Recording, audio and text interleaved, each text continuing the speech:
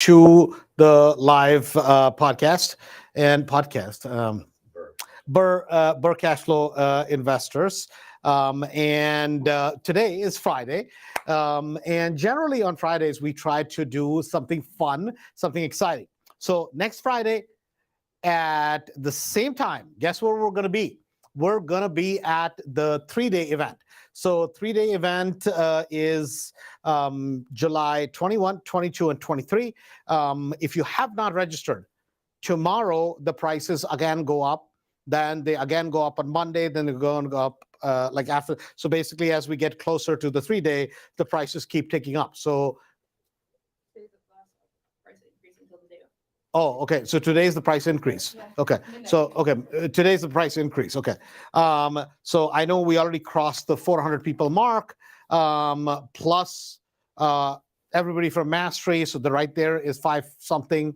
And then probably we'll have another 100 people. So it's going to be a huge group. This time we are at the Waterford Convention Center. If you haven't registered, make sure you register. AndrewHolmesEvents.com. That's AndrewHolmesEvents.com. And there is literally no more time left. So you better register today. If you have a complimentary ticket you would like to get, you can certainly register yourself, and then you can just let Lori know, hey, I would like to bring my friend, aunt, uncle, husband, wife, spouse, whatever the case may be, with me, and we will let that happen. But we do need everybody registered ASAP. Having said that, I thought today, on a lighthearted note, why not maybe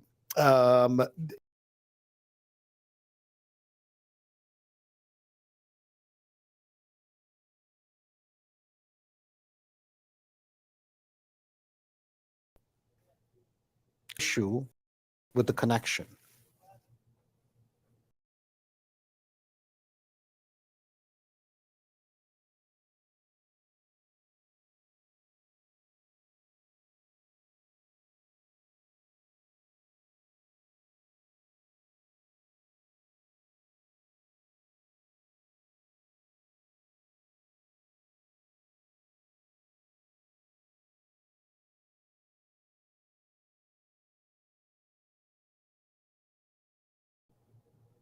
Okay, we're back. So, okay, so I thought I'd share like a fun little story. I don't think I've shared it even in Mastery or at the 3-day. And it's basically buying Rolls Royce with money from real estate, right? And this is kind of funny because I always had this thing in my mind. I mean, as a kid, I had all these ideas. One day I'm going to be able to do this. One day I'm going to be able to do that. And I had obviously, I mean, I grew up, even though I was born in the United States, I grew up in India. So I'd never seen a Rolls Royce in my life. And I remember the first time ever seeing a Rolls Royce in person was there's a famous hotel. If you've seen some of the old movies from the Orient, there's a hotel in Hong Kong called the Peninsula Hotel, right? So coming in from New Territories, here's the water, and there's this big, magnificent, like a big 5-star kind of hotel. And they used to have, this is an iconic hotel, and they used to have a row of these Rolls Royces parked in front of the hotel. And they would always have a chauffeur with a cap and the whole 9 yards. I mean, this is like a scene out of a movie. And it's the first time I ever saw a Rolls Royce in person. This was, I was a kid, and I saw this in Hong Kong. And I don't know what it was, but I had, maybe I knew what the car was. It just seemed like, oh my God, right? This is badass. And I was like, I tell my dad and mom, I'm like, one day I'm going to buy this car. And my dad is like, oh, yeah. Right? I mean, as a parent would tell a child, oh yeah, sure, you'll buy it, right? And I don't think he was being that, oh yeah, right. But I mean, I think, it's just one of those things, kids saying, oh, I'm going to buy an airplane, and as a funniest thing, because I come to the United States. I end up in Pittsburgh at one time, and there used to be, I don't know if there still is or not, there used to be a dealership downtown Pittsburgh, very close to the One Oxford Center. If somebody knows Pittsburgh, they may know that. And there used to be a dealership, and literally at night, I used to drive over there, and I used to park my little Mustang across the street, and there was this Rolls-Royce dealership, right?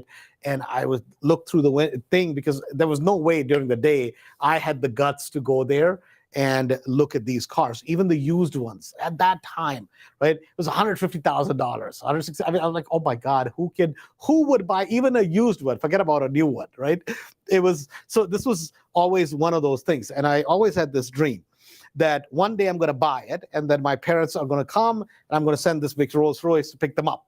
So the reason why, because I could never imagine doing it, and then being able to do that, because it was like, this is like James Bond, man, right? And the first time I ever drove in one, excuse me, was Mike Ferry's Rolls Royce, which was out in Newport Beach, California. Right, I didn't know anybody who had a Rolls Royce personally, obviously, and it was interesting because he, if you guys don't know who Mike Ferry is, he still is a real estate trainer for real estate agents, not real estate investing, but for real estate agents. He trains people how to basically do a lot of sales. Now his son, Tom Ferry, runs a big seminar company, and I used to go to him, and he was the big guy about dialing for dollars and all this stuff. So when I was a real estate agent, that was my, I guess, mentor, guru, whatever you want to call it, right? And I always had the world of respect for him, because what he said in terms of real estate sales changed my life, because he said, hey man, you can succeed, you can be whatever you want to be, right? And somebody who I thought was successful, for them to say that I could achieve whatever the heck I want to achieve was just incredible, right? And I remember going with him, right? First time I ever made $100,000. I'd never made $100,000 in my life.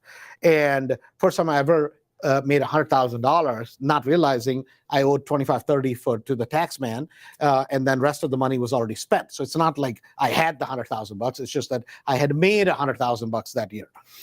And with him going to his house, and then he's like, well, I got to go to a dealership, right? And I'm like, brand new car, right? As far as I was concerned. And we go to the dealership, it 12,000 miles on the Rolls Royce at the time. And he's like, well, 12,000 miles, time to get a new car. And I'm going like, this is the craziest thing ever. Who would ever buy a new car when you have 12,000 miles on a car, right? I mean, this makes no sense. You got to be a nutcase, to be able to buy a new car with 12,000 miles. I'll tell you the rest of the story, but there is a method to this madness. So anyways, we go there, 2 hours, he leaves me with the sales guy, and he's telling me why everybody in the world should own a Rolls Royce, how it's handmade, and this, and this, and this. It just goes on, right? And I'm like, man, I'm embarrassed, because I'm like, dude, I couldn't even afford the umbrella that goes in the thing, the $2,000, $1,500, whatever it cost. I couldn't afford that at that time. But I'm like, okay, whatever, right? On the way back, we came in a different color one, and that smelled new. The driving back, we're going out in a completely different one, and this smells even newer. And LA traffic, and I'll never forget this, right? And I asked Mike, and Mike is a rather interesting fellow, eccentric would be the least thing I could say about him, right? And I'm like, Mike, is this a loaner? Like, okay, we're going to the dealership, the car needs service, well, whatever he said. And so then he just slams on the brakes, middle of LA traffic. Is there a L on my head? I'm like, what? What do you mean L? He's like, L for loser. I'm like, oh my God. I'm like, no, I didn't say loser. I said loaner. I'm like, he's like, well, no, losers drive loaners. I'm like, oh my God, this guy's crazy. And that's the first time. He's like, well, 12,000 miles, I bought a new car. I'm like, who the hell, that is normal? This is, I'm thinking to him. I dare not speak, obviously, at the time. I'm pretty young, 20-something years old, right? Who am I to ask him, hey, man, you just bought I don't know what that car was at that time, $250,000 or whatever it was at that time. But he's like, well, 12,000 miles, you buy a new car. And I'm like, who buys a new car, 12,000 miles? This makes no sense. I had never heard this in my life before. So now if you're wondering how that works, let me explain this. So what happens with a lot of these, like if you buy a supercar, if you buy a super exotic type of car, what happens is a lot of times business people, there's only two types of Rolls-Royce buyers, right? There's a ton of buyers who'll just walk in and write a check, boom, it's done. Now, this is a category of people that are not your average millionaires or multimillionaires, right? These people are worth 80, 90, 100, 200 million bucks. So it's like not even a drop in the bucket, right? It's not even something that they have to think about. So like if I'm buying something today, if it's a 30, 40, 50,000 bucks, 60,000 bucks, is it really going to make any difference if I spend that money, right? No. So if I really want to buy something, it's probably not going to make any difference to me, right? Even $100,000, it's okay. It's not that big a deal, right? So even if I blow it on a toy, it's okay. But that's not that kind of money, right? To have a net worth of 10, 15, 20, 30 million, right? Net worth I'm talking about, that's meaning your total assets minus your debt on it, right? That's not what I'm talking about. I'm talking about people who have really a lot of money, right? Those type of people, of course, are going to walk in a dealership and then going to write a check, boom, it's a done deal, right? Then you have the other type of buyer that is going to be say a guy like me, right? Can I afford a Rolls? Yeah, no problem, right? And generally, either you're going to lease or you're going to basically buy the vehicle out. So like today, a Rolls Royce will cost you anywhere from about $400,000 starting out and all the way up to $1 million or something super exotic, about $2 million or whatever, right? So, but about 400,000 is the starting price point and up. So if you buy the Cullinan today, it's going to be about $500,000. That's what it's going to be, right? So your payments is somewhere around $6,000, right? So if you see a lot of these rappers and blah, blah, blah, the way they buy the Rollses is they can't qualify for these Rolls Royces, right? The company is never going to give them financing. So what happens is the dealership buys these, they put it on a lease for these guys, and then they put exorbitant payments on them. And because these guys want to show off that they're owning a Rolls Royce, they basically buy it off the dealership. So the dealership sets up a different finance company because Rolls-Royce itself will not finance them. It's just what it is, and a lot of this that's what you see. So when I wanted to buy it, so what happens is that this is 3 years ago, I think it was. And so I wanted to buy a Rolls Royce. I'd always had this dream. And I'm like, at that time, I'm thinking to myself, I'm going to be wise. Right? So I'm going to buy, this was my plan. I wanted a brand new one, mind you, at that time, but I thought initially I should buy a used one. So there's a Rolls-Royce dealership. So one of the biggest dealerships in the country happens to be out in California, as you would expect. And the other one, the biggest one, is a dealership called BRRRR Motors in Miami. So I didn't tell anybody because generally whenever I get these crazy ideas, I'm like, oh my God, what do you think? What do you think? What do you think? And I'm yapping away to everybody because I'm excited and I want to get everybody around me excited, right? I'm sure Lori, Farah, everybody will hear about it because I'm all excited like a little kid. This time, I don't think I told anybody, I don't think, because I wanted to be the secret. And I found one that I wanted. So it had, at that time, it had 3,000 miles on it and in BRRRR Motors. But the problem is I wanted a white one, right? I always had this idea in my head because the white ones is the ones, I had seen a white one and black ones in front of that Peninsula Hotel. So I was like, I'm going to buy a white one, right? So I fly down to Miami in the morning, and on a Friday morning, I think it was. And then the only one they had, because I wanted it as new as possible, but I was trying to save a little bit of money at the time. And it was silver. I didn't really like, it was fully loaded the way I wanted it, the starlights, the whole thing, right? And it was 250,000, maybe 250,000, something like that, about 250,000, I believe, right? So I went there, signed the paperwork. I was supposed to send them check for 40, 50,000 or wire the money.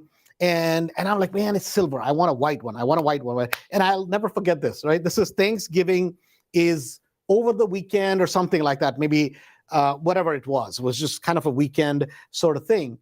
I cannot go to sleep. I'm back that day in the evening. I was back, right? I signed the paperwork. Everything is done. And they're supposed to, on Monday, I'm supposed to wire them the money and they're going to ship the car up to Chicago. And all day, I could not, Thanksgiving Day, I couldn't wait for the damn thing to be over because next day I knew the dealership was going to be open downtown. And I couldn't go to sleep, right? I get there first thing in the morning. And now I had never been downtown Perillo, Bentley, over there on Rush Street, right? I had never been down before, ever. And I go there, I have no idea. And this is true story, right? You could ask Lori, you could ask anybody. This is God's honest truth. I get there and there's a guy, his name is Joe over there. You go over there, he'll be dressed in a suit. This guy's a bit of a character, right? If some people know his history, he's a bit of a character.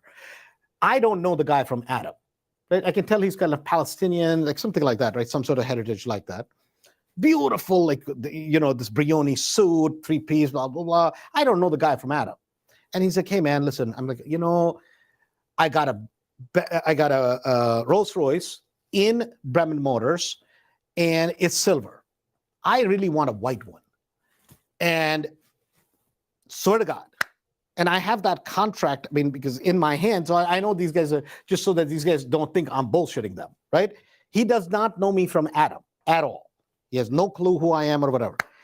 He's like, what is this? I'm like, well, this is the contract, man, I signed, and I don't know what to do because I really want a white one, blah, blah.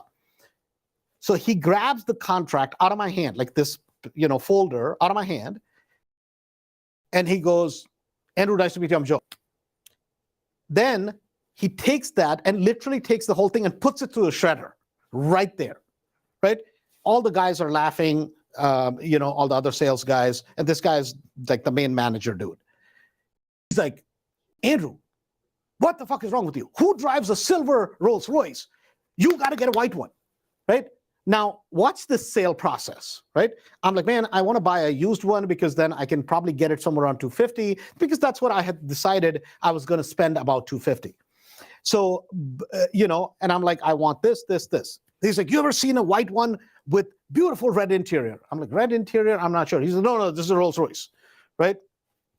Tells the porter to go get it. Like if you've never had an experience of looking at the storage that they have, they used to have that. Now they have a new one. This is not a joke. I'm literally close to 500, if not more, cars. Every car is worth minimum of $250,000 or more. Not in the dealership over there. There's literally a 7-car garage. Literally. Rolls's by the dozen after dozen, right? Ferrari, any car in the world, including Bugattis, right? There's literally one of the biggest collections of cars, and apparently Perillo, wherever that money comes from, God knows, but there is that big a collection over there. Still, it's there, right? And they do a lot of online sales, apparently, of these cars. They have one of the largest collections. If you go on cars.com and do a search for a Rolls, you'll see that, what I'm talking about. And because they ship them around the country. And so he tells the porter, he's like, oh, get the white one with the red interior.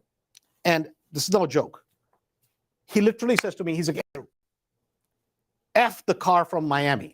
Who the fuck would drive a silver Ghost, right? Old people drive that.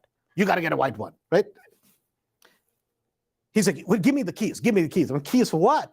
He's like, well, for your car. So I had the Mercedes with me that day. I'm like, here you go. He's like, all right, good. The porter brings the car. He's like, here. He literally gives me a Rolls Royce key, and he's like, I'll see you next week. Right? No insurance that he asked for, did not even ask for my driver's license. I'm like, you sure? Because I'm like, dude, you go to a Hyundai dealership or a Honda dealership, they won't let you go on your own for a test drive, right? This is a guy, I don't know this guy from Adam. And I'm like, dude, how much is this? Is it a new one? He's like, yeah, it's brand new. 10 miles on it or some crazy thing, right? And I'm like, how much is it? He's like, oh, it's $370. And I'm like, okay, but I'm not committing that I'm going to buy this.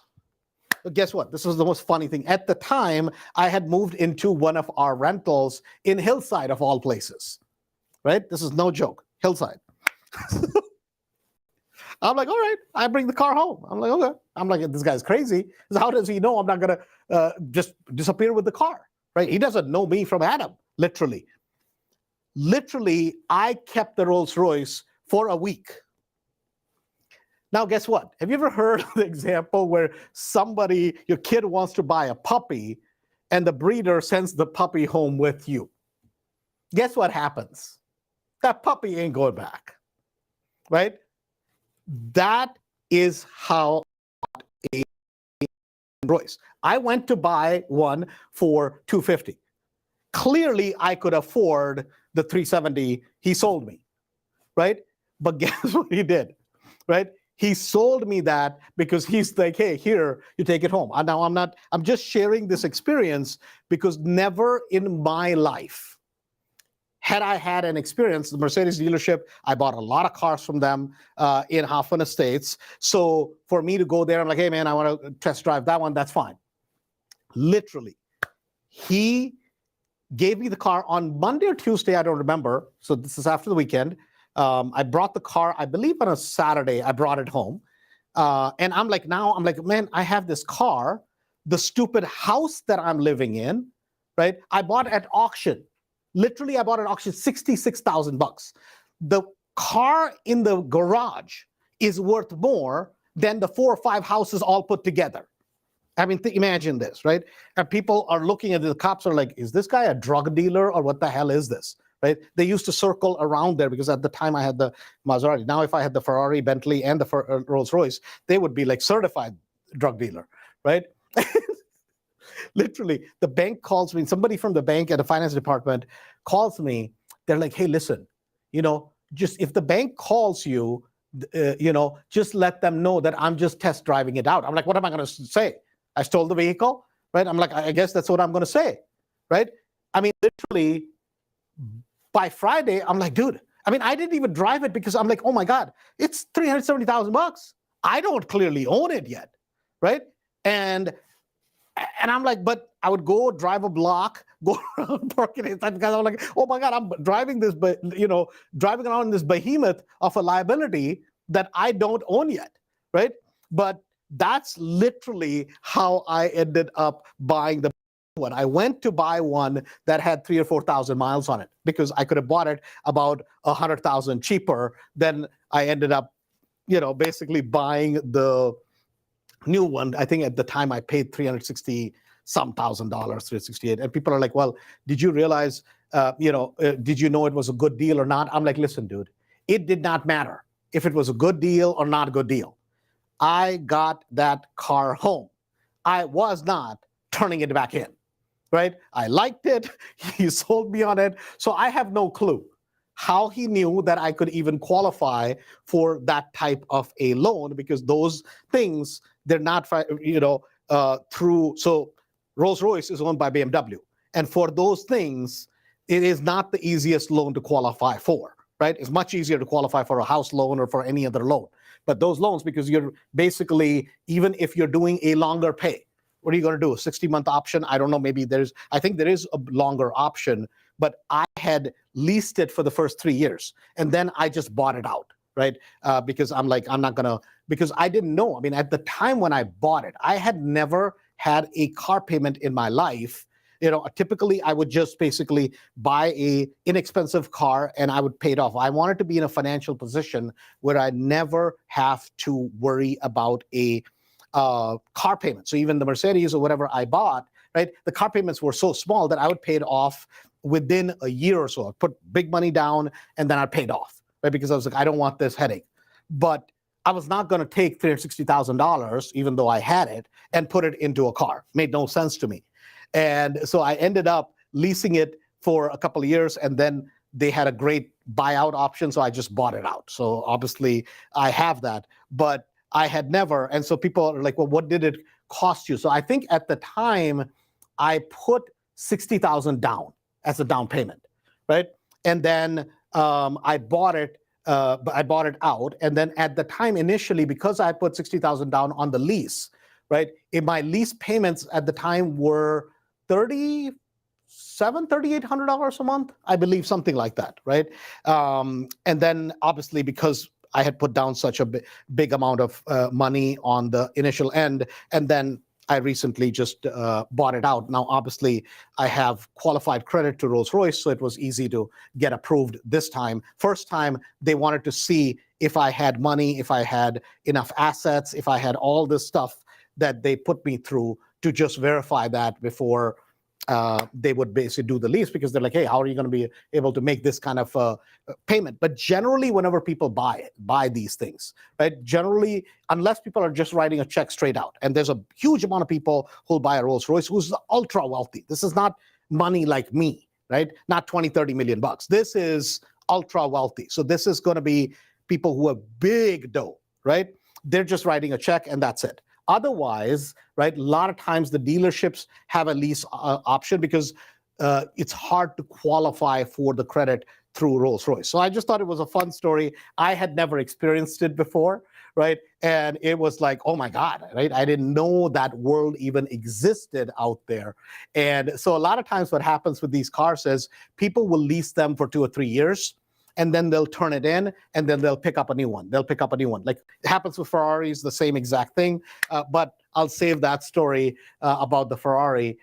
Maybe I'll save it for the 3-day. It'll be fun to share that story, being able to buy that. But having said that, guys, remember, the 3-day is coming up next week. It's 21, 22, and 23. And super thrilled. And we will see you there. If you haven't registered, andrewholmesevents.com. Thanks a bunch and have a good day.